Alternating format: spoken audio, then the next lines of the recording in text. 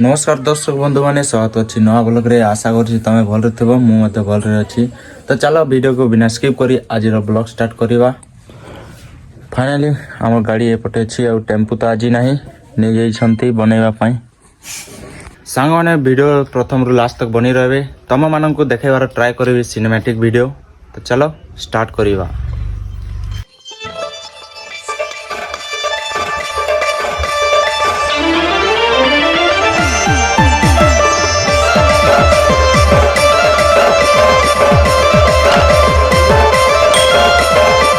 सांगने से पटे रूपा सब जगह चलो देखा केमती आम पटे रूपा जगती।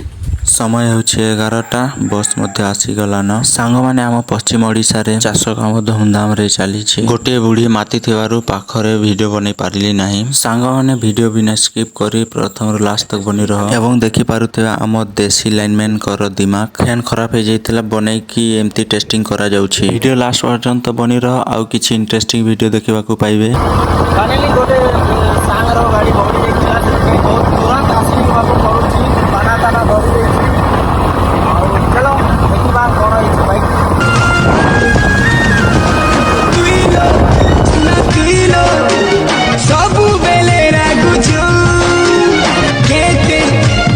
फाइनाली बाइक खराब होइछि से जगह रे पहुंची जाइछि। बाइक को देखले तो डर लगे एवं देखि पारुथिबे आपन को देखाइबा पई मु पहुंची जाइछि रथ यात्रा रे।